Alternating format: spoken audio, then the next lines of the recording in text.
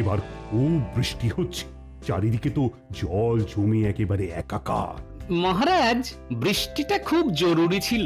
যা গরম পড়েছিল, আমরা তো গরমের জ্বালায় হাঁসফাঁস করছি। তা মন্ত্রী, তুমি কিছু বলছো না যে, কি হলো? সবই তাঁর ইচ্ছে মহারাজ। তিনি রাখলে রাখবেন, তিনি চলে যেতে বললে চলে যেতে হবে। বাবা, তুমি তো দেখছি দার্শনিক হয়ে উঠলে গো। তা বৃষ্টি কি তোমার মন ভিজিয়ে দিয়েছে নাকি?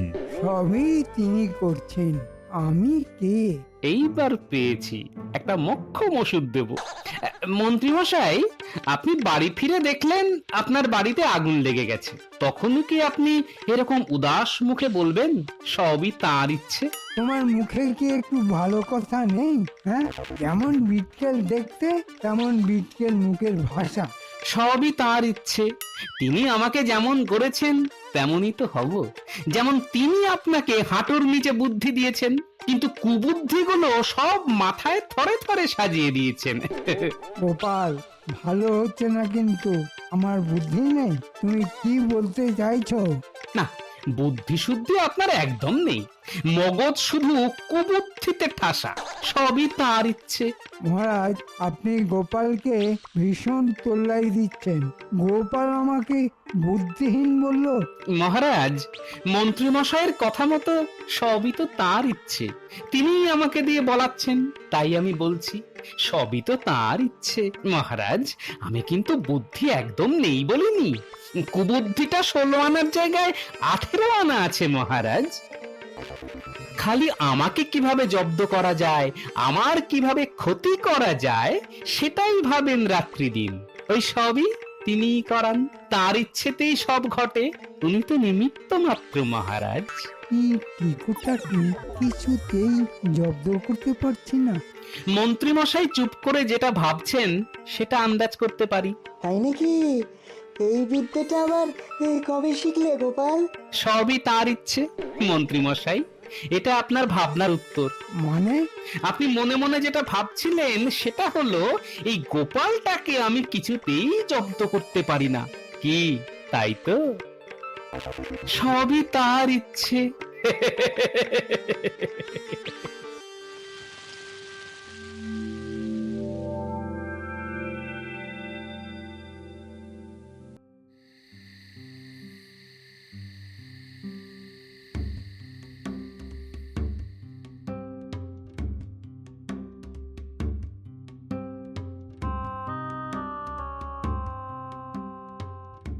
মহারাজ, আপনাকে এত চিন্তিত দেখাচ্ছে কেন? মন্ত্রী আর গোপালের সম্পর্কটা খুবই খারাপ থেকে খারাপের দিকে যাচ্ছে। গোপালের যে সবসময় দোষ আছে তা কিন্তু নয় রানী। একদম ঠিক কথা বলেছেন মহারাজ। মন্ত্রী মশাইকে গোপালের সঙ্গে জুড়ে দিতে হবে। এটা কি করে সম্ভব? পৃথিবীতে সব সময় এমন কিছু ঘটে যেটা আমাদের বুদ্ধির বাইরে মহারাজ। এমন কিছু চিন্তা করতে হবে যাতে মন্ত্রী গোপালের কাছে গিয়ে গোপালের সাহায্য চায়। মন্ত্রী চাইবে গোপালের কাছে সাহায্য? বুদ্ধি করে সেই জিনিসটাই ঘটাতে হবে মহারাজ। তুমি তো আমাকে খুব জটিল থেকে জটিলতর অবস্থার দিকে নিয়ে যাচ্ছ। আরে সেই বুদ্ধিটাও তো আসছে না মাথায়।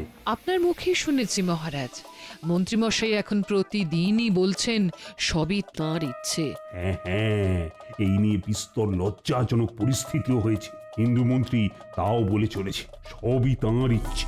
বেশ তো, এই সবই তাঁর ইচ্ছে এই শব্দতেই ঘায়েল করুন মন্ত্রীকে। কিভাবে? আপনি ঈশ্বর সম্পর্কে 3টে প্রশ্ন করুন মন্ত্রীকে এবং বলুন এই 3টে প্রশ্নের উত্তর দিতে না পারলে মন্ত্রিত্ব থেকে তাকে ইস্তফা দিতে হবে। দেখবেন মন্ত্রী তখন গোপালেরই শরণাপন্ন হবেন, কারণ এই প্রশ্নের উত্তর গোপাল ছাড়া কেউ দিতে পারবে না মহারাজ। তোমার এতটা বিশ্বাস রানী? গোপালের প্রতি আমার অগাধ বিশ্বাস মহারাজ। আর আপনি দেখবেন মন্ত্রী এই প্রশ্নতেই কাবু হয়ে গোপালের কাছেই যাবে। তা প্রশ্নগুলো কি রানী?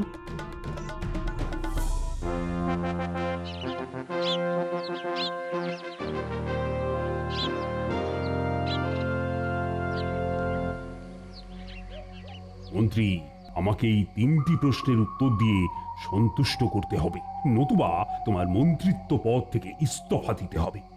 প্রথম প্রশ্ন, ঈশ্বর কোথায় থাকেন? দ্বিতীয় প্রশ্ন, তার দৃষ্টি কোন দিকে এবং তিনি কি করতে পারেন? এটা আমার তৃতীয় প্রশ্ন। যুক্তি সহযোগে আমাকে উত্তর দিয়ে সন্তুষ্ট করতে না পারলে মন্ত্রিত্ব পদ তোমার গেল। বলতে পারো এটা তাঁর ইচ্ছে নয়, এটা আমার ইচ্ছে। মহারাজ, এ কি পরীক্ষায় ফেললেন আপনি? বাহ, তুমি মন্ত্রী হবে, তোমার বেতন বাড়বে, তা সেটা পেতে গেলে যে বুদ্ধি খরচ করতে হয় মন্ত্রী। হ্যাঁ, বুদ্ধি খরচ করে যুক্তি সহকারে আমাকে উত্তর দিয়ে খুশি করো। আর যতদিন তুমি আমাকে এর উত্তর না দিতে পারো ততদিন আমি তোমার মুখদর্শনই করব না।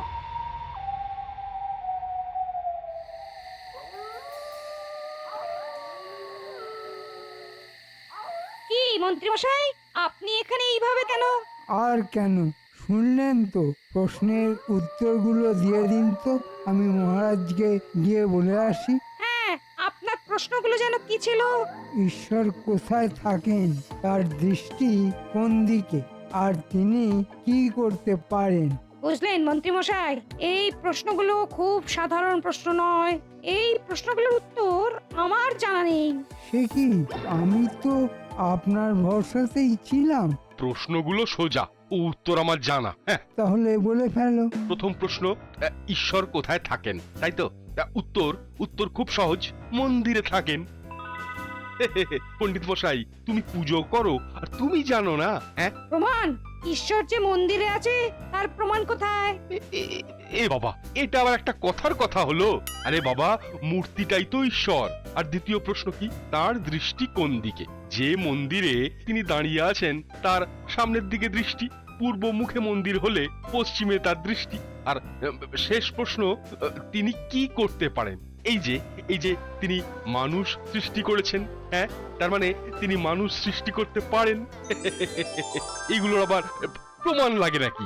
যান গিয়ে বলে আসুন, যান। বাবা, খুব বাঁচিয়েছো সেনাপতি। যেটা পণ্ডিতের বলার কথা ছিল সেটা তুমিই বলে দিলে। যাই, আমি মহারাজকে চট করে উত্তরগুলো দিয়ে আসি। সেনাপতি, তোমার উত্তরগুলো ভুল। তোমার বোঝা উচিত ছিল যে মহারাজ অত সহজ প্রশ্ন করবেন না। তোমার কথা শুনে মঞ্চে বসেই ছুটলেন। কি হবে সেটা আমি দিব্য দৃষ্টিতে দেখতে পাচ্ছি।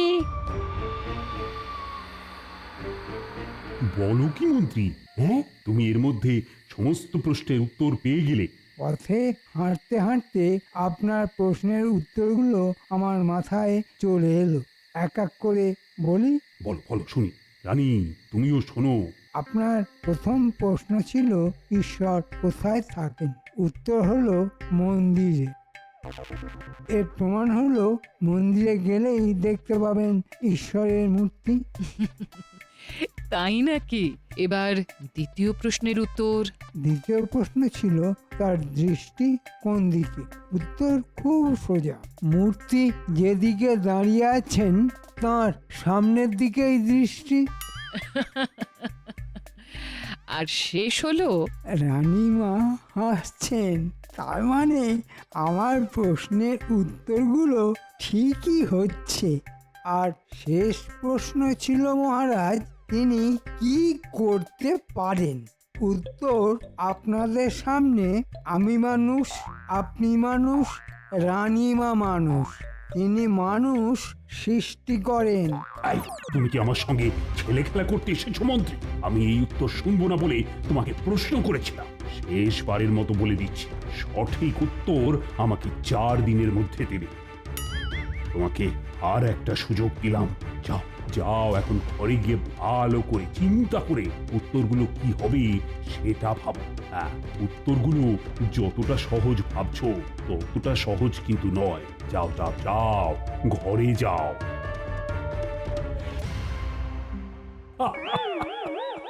এই বুদ্ধি নিয়ে মন্ত্রী নাকি আমার রাজ্যের মন্ত্রী হল। আপনাকেও বলি হরি মহারাজ, এই মন্ত্রী নিয়ে আপনি আপনার কাজ চালাচ্ছেন, আপনার ক্ষমতা আছে। না না, আমার তো গোপাল আছে। হুম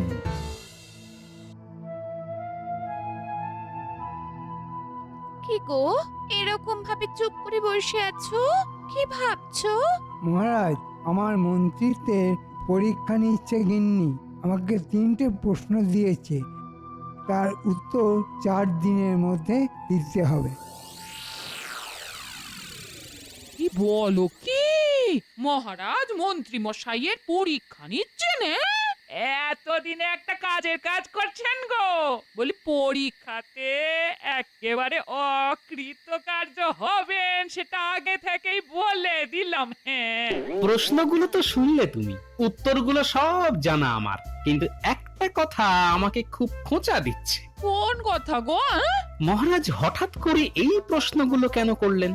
আমার মন যদি ঠিক কথা বলে তাহলে মন্ত্রী মশাইকে আমার কাছে আসতেই হবে, এবং এটাই মহারাজের ইচ্ছে। কি বলছো গো? মন্ত্রী মশাই তোমার কাছে আসবেন? প্রয়োজন পড়লে সবকিছুই সম্ভব গিন্নি। শোনো উত্তরগুলো সহজ নয়, একটু ভেবে চিনতে উত্তর দিতে হবে। কি ভাববো বলো তো? ভাবতে ভাবতে মাথার চুলগুলো সাদা হয়ে যাবে। চিন্তায় চিন্তায় চুলে পাক ধরে, জানো তো? জানি জানি, তোমার এই চিন্তা দূর করতে পারে একমাত্র গোপাল। গোপাল? ওই কেকোটা? তুমি কি বলতে চাইছো বলো তো গিন্নি? সহজ দুটো কথা, গোপাল তোমার থেকে অনেক বেশি বুদ্ধিমান, এটা তুমি মানো আর চাই না মানো। গোপালের সঙ্গে সন্ধে করো, বুঝেছো? তোমার ভালোই হবে। যে প্রশ্নের উত্তর দিতে পারলো না সে প্রশ্নের উত্তর গোপাল দেবে? একবার মুখ ফুটে গোপালের কাছে যাও না, দেখো না গোপাল কি করে। শেষে আমাকে গোপালের কাছে যেতে হবে? ঠিক আছে, কাল সকালে না হয় গোপালের বাড়ি থেকে একবার ঘুরেই আসবো।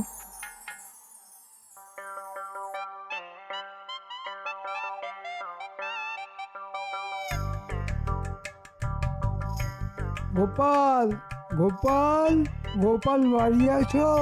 মন্ত্রী মশাইয়ের গলা সাত সকালে। কি হলো বলো তো? কি আর করা যাবে, এখন মন্ত্রী মশাইয়ের মাথায় কুকুর পাগল অবস্থা। কালকে বললাম না গিন্নি যে মন্ত্রী মশাইকে আসতে হবে আমার কাছে, মহারাজের তাই ইচ্ছে। এই তোমার কাছে একটু এলাম গোপাল, আমাকে একটু সাহায্য করতে হবে। কিসের সাহায্য মন্ত্রী মশাই?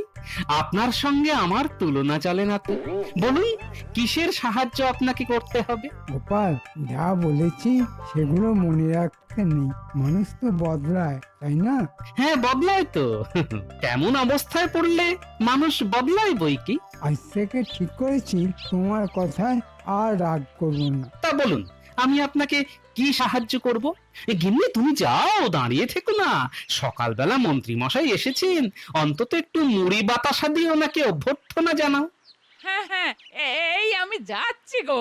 হ্যাঁ হ্যাঁ, এক্ষুনি যাচ্ছি। হ্যাঁ,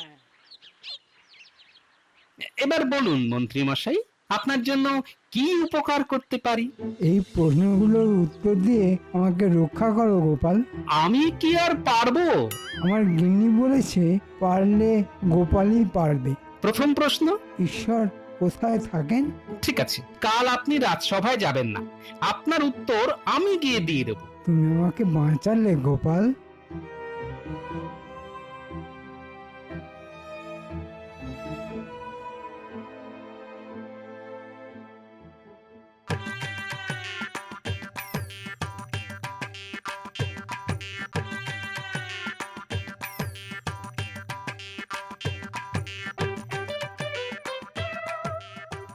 মহারাজের জয় হোক। মহারাজ, মন্ত্রী মশাইয়ের উত্তরটা দিতে আমি এলাম। তার মানে টোটকায় কাজ হয়েছে।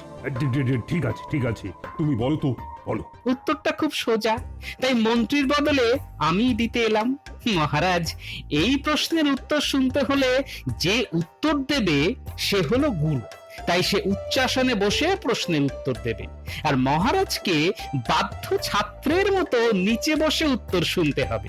এসো এসো, তুমি আমার আসনে বসো। ধন্যবাদ মহারাজ। এবার বলো তো। মহারাজ, আপনার প্রশ্নটা যেহেতু আধ্যাত্মিক, তাই উত্তরটাও দিতে হবে আধ্যাত্মিক ভাবে। এক পাত্র দুধ আনতে বলুন না মহারাজ।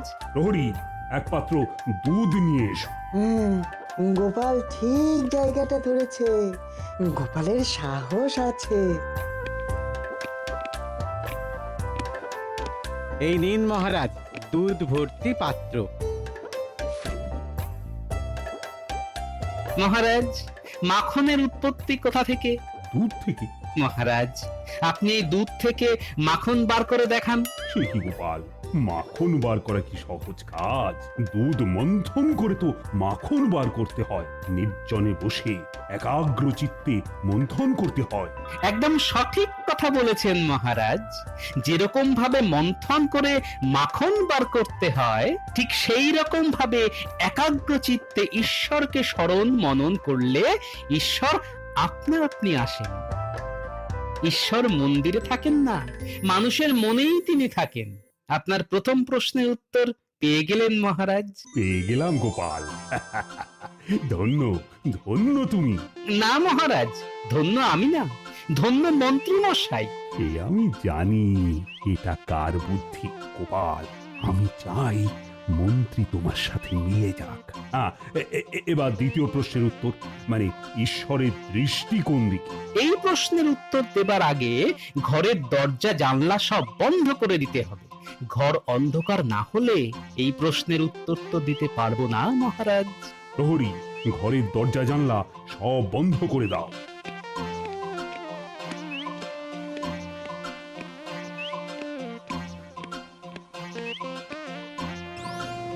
গোপাল কি করতে চাইছে কিছুই তো বুঝতে পারছি না। গোপালকে যা ভাবতাম সেটা কি ভুল ভাবতাম? অবশ্যই এই গোপাল মূর্খ নয়। মহারাজ, ঘর এখন অন্ধকার, এবার একটা প্রদীপ জ্বালানো হোক। প্রহরী, আরে প্রদীপ জ্বালো। এই যে মহারাজ, প্রদীপ জ্বালিয়ে দিলাম। ঘরের কোন দিক থেকে আলো আসছে মহারাজ? ঘরের সব দিক থেকে আলো সমানভাবে পড়ছে। ঠিক তেমনি ঈশ্বরের দৃষ্টি সমানভাবে পড়ে। সাধু সাধু, কি সুন্দরভাবে প্রমাণ সহ গোপাল বুঝিয়ে দিল মহারাজ। এসব মন্ত্রী মশাইয়ের জবাব, আমি তো নিমিত্ত মাত্র। আবার বিনয়। মন্ত্রীর যে কতটুকু ক্ষমতা সে তো আমার জানা আছে। এবার তৃতীয় প্রশ্নের উত্তর। তৃতীয় প্রশ্নের উত্তর দেওয়ার আগে মন্ত্রী মশাইকে এখানে আসতে বলতে হবে মহারাজ। প্রহরী, মন্ত্রীকে ডেকে আনো। যে আজ্ঞে মহারাজ।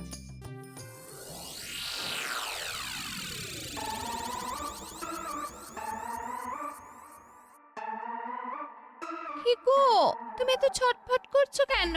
কি জানি গোপাল কি করছে সেখানে, কিছুই বুঝতে পারছি না। যা হবে ভালোর জন্যই হবে, তুমি চিন্তা করো না। আমার চাকরিটা থাকলেই হয়। মন্ত্রী মশাই বাড়িতে আছেন? মন্ত্রী মশাই, মহারাজের জরুরি তলব আছে। আচ্ছা প্রহরী, তুমি কি বলতে পারো চাকরিটা আমার আছে না গেছে? ওহো, তুমি বড় ভুল ভাল কথা বলো।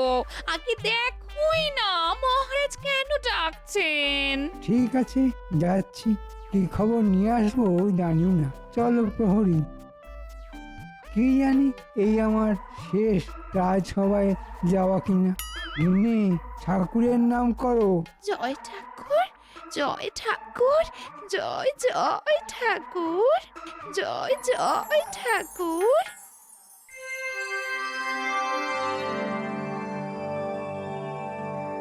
তা মন্ত্রী এখানে এসে কি করবে? এইবারের ঘটনাটা তো মন্ত্রীকে নিয়েই হবে মহারাজ। সঠিক সময়ে মন্ত্রী মশাই এসে শেষ প্রশ্নের উত্তরটা দিয়ে দেবেন। ওই তো মন্ত্রী এসে গেছে। এ বাবা, একই দেখি সিংহাসনে গোপাল বসে আর গোপালের পায়ের কাছে মহারাজ। তার মানে আজ আমার গরদানও যাবে, চাকরিও হয়ে যাবে। হায় হায় হায়, বউয়ের বুদ্ধিতে কেন গেলাম? গোপাল যে একটা ভাঁড় সেটা তো আমি জানতাম। আমার মাথা ঘুরছে, পা পা টলমল করছে, জিভটা কেমন শুকিয়ে আসছে। আমি আমি তোমার চোখে অন্ধকার দেখছি। আসুন মন্ত্রী মশাই। হ্যাঁ, কোথায় আসবো? তুমি তো আমাকে মাঠে বসিয়ে দিলে। আমার মাথা ঘুরছে, পা টলমল করছে। এ কি করলে গোপাল? তুমি আমার এভাবে বদলা নিলে? হায় হায় হায় হায়। এ কি মন্ত্রী মশাই যে মেঝেতেই বসে পড়লেন। এটাই হলো মহারাজের তৃতীয় প্রশ্ন। তিনি কি করতে পারেন? ঘাবড়াবেন না মন্ত্রী মশাই, আপনার কোনো দোষ নেই। আসলে এটাই বোঝাতে চেয়েছি ঈশ্বর কি না করতে পারেন। মহারাজকে মাটিতে, আর গোপাল যে মহারাজের সভার বেতনভুক কর্মচারী, সে মহারাজের সিংহাসনে, আর দেশের মন্ত্রী মাটিতে গড়াগড়ি খাচ্ছেন। আশা করি প্রমাণ করতে পেরেছি তিনটে প্রশ্নের উত্তর সঠিকভাবে দিয়ে। অসাধারণ গোপাল, তুমি অসাধারণ।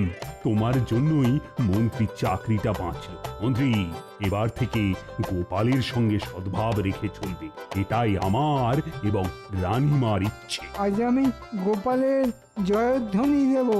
জয় গোপালের জয়, জয় গোপালের জয়। সাধু সাধু।